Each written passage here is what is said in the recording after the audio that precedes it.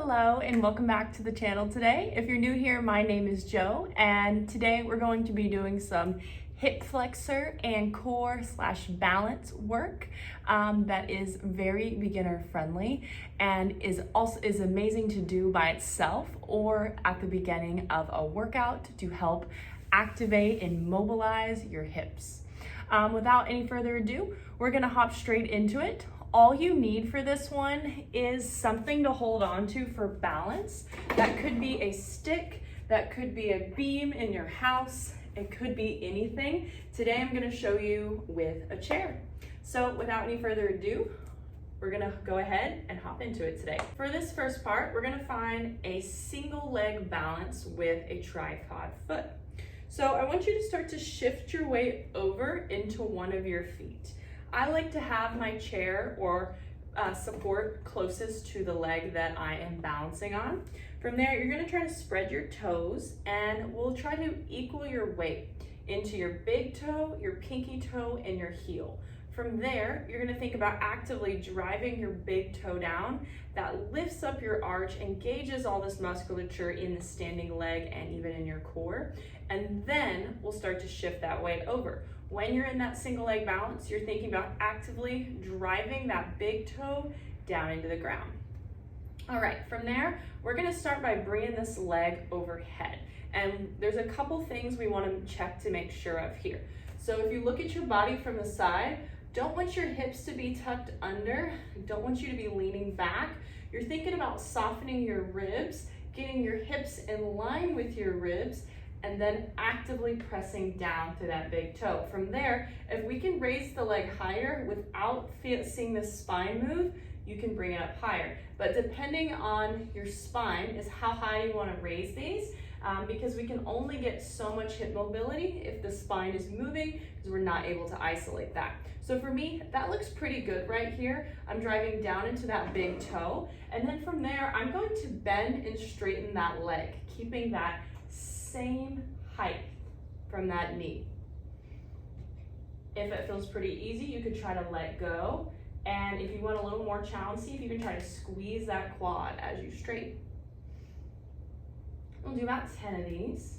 And then I always have my clients try to hold that last one for 5, 4, 3, 2, 1. Good. And you could have felt somewhere in this glute, somewhere in this hip working. Yeah, so when you're noticing yourself, you're just trying to keep that spine nice and still while we do these. And then we can do the same thing from the side. So you'll take your leg out, you'll rotate it out, and you're trying to keep your hips nice and square like headlights ahead. Equal weight through all parts of that foot on the floor. The big toe is gonna drive. And then we're gonna kick it out, keeping the hip bones facing straight ahead like headlights. And then on the best we can on that same level. Good, nice. 3, 4, noticing how my spine isn't moving. 5, 6, 7, 8, 9, and on this last one, we're gonna hold it out. 5, 4, 3, 2, and 1. Good. So now we've gone forward, we've gone side. Now let's do back. Okay. So we're shifting that way over. And for this one, we're gonna start to kick that leg back.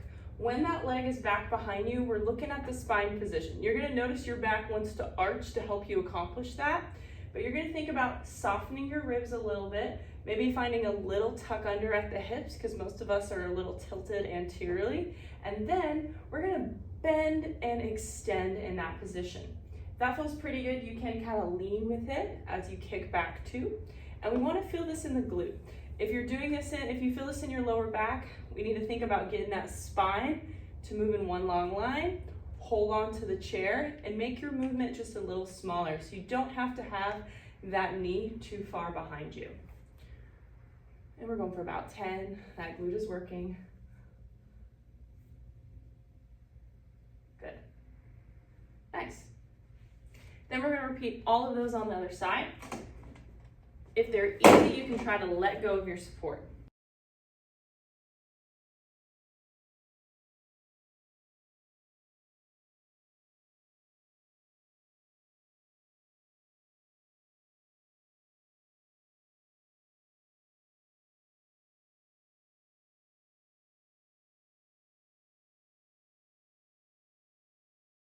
Try these out before your next workout or the next time you want to get some good hip mobility in, and notice how it feels. Happy moving, guys.